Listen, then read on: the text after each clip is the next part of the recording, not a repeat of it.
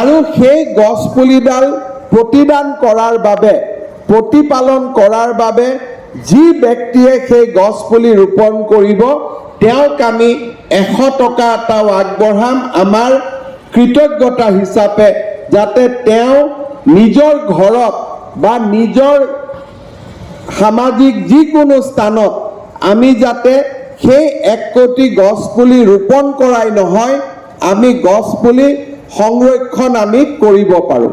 আৰু গছপুলিডাল যেতিয়া 3 বছৰ পিছতো সি জীয়াই থাকিব, তেতিয়া সেই ব্যক্তিগৰাকীক আমি আৰু 200 টকা আমি পুৰস্কাৰ হিচাপে আগবঢ়াম।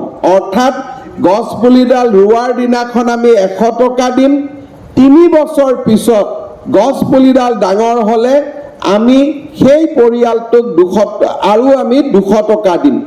আমাৰ উদ্দেশ্য হ'ল যে গছপুলিডালো এনেকুৱা ৰুব লাগে যিডাল গছপুলিয়ে ভৱিষ্যতে পৰিয়ালটোক আৰ্থিকভাৱে সহায় কৰিব। অৰ্থাৎ আমি এই গছপুলি কমাৰ্চিয়েল ট্ৰি বা বাণিজ্যিক ট্ৰি, শাল চেগুন আদি আমি লগাব খুজিছোঁ, যাতে বৃক্ষৰোপণৰ জৰিয়তে আমাৰ অসমত এটা ট্ৰি ইকনমি বা ফৰেষ্ট ইকনমিও যাতে আমি আগবঢ়াই লৈ যাব পাৰোঁ। ইয়াতকৈ ডাঙৰ কথা যে আমাৰ ৰাজ্য চৰকাৰে কেইদিনমান আগতে বন বিভাগৰ আইনসমূহ সংশোধন কৰিছে আৰু এনেধৰণে নিজৰ ঘৰত যোনে নিজে গছপুলি ৰুব, সেই গছপুলিসমূহ নিৰ্ধাৰিত সময়ৰ পিছত বন বিভাগৰ কোনো অনুমতি নোহোৱাকৈ কটাৰ বাবেও ৰাজ্য চৰকাৰে অনুমতি দিয়াৰ বাবে আইন ৰূপায়ণ কৰিছে, যাতে আমি গছপুলি ৰুব পাৰোঁ, তাক অৰ্থনৈতিক কামত ব্যৱহাৰ কৰিব পাৰোঁ আৰু সেই গছপুলিডাল কটাৰ আগতে নতুনকৈ আৰু 2ডাল গছপুলি আমি ৰুই পেলাই পুৰণা গছপুলিটো আমি কাটিব পাৰোঁ। এই ধৰণৰ অসমত গছক লৈ, ফৰেষ্টক লৈ এটা সমান্তৰাল অৰ্থনীতি এটা গঢ়াৰ বাবেও আমাৰ ৰাজ্য চৰকাৰে প্ৰচেষ্টা চলাইছে।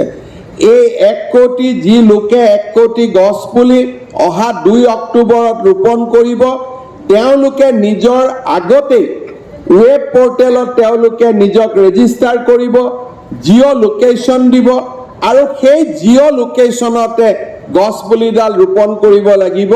তেনেকে আমি বৈজ্ঞানিকভাৱে অহা 2 অক্টোবৰত অসমত এদিনতে 2 ঘণ্টাৰ ভিতৰত আমি 1 কোটি গছপুলি আমি ৰুব বিচাৰিছোঁ।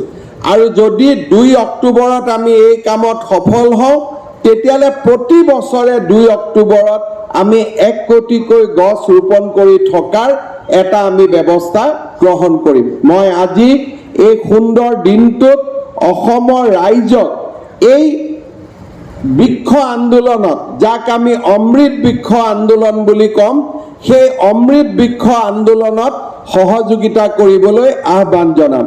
আজি আমি ইয়াত অমৃত বৃক্ষ ৰোপণ কৰিম অমৃত বৃক্ষ আন্দোলনৰ আৰম্ভণি হিচাপে, আৰু পৰৱৰ্তী পৰ্যায়ত আমি 2 অক্টোবৰত 1 কোটি গছ একেলগে আৰু জিঅ' লোকেশ্যনৰ জৰিয়তে যাক মানুহে চাব পাৰিব, গছপুলিটো ৰোৱাৰ পিছত ল'ৰাজনে বা ব্যক্তিজনে মোবাইলত ফটো তুলি ৱেব পৰ্টেলত তাক আপলোড কৰিব আৰু আমি 1 কোটি গন্তি কৰিব পাৰিম। তেনেকুৱা এটা প্ৰযুক্তিৰ সহায়ত আমি বৃক্ষৰোপণৰ আমি ব্যৱস্থা হাতত ল'ম। মই ৰাইজৰ সহযোগিতা বিচাৰি পুনৰ এবাৰ আজিৰ চান্দুবিত অমৃত বৃক্ষ ৰোপণত সহযোগিতা কৰা আটাইকে ধন্যবাদ জনাই মই মোৰ বক্তব্যৰ সামৰণি মাৰিছোঁ। ধন্যবাদ। জয় হিন্দ, বন্দে মাতৰম।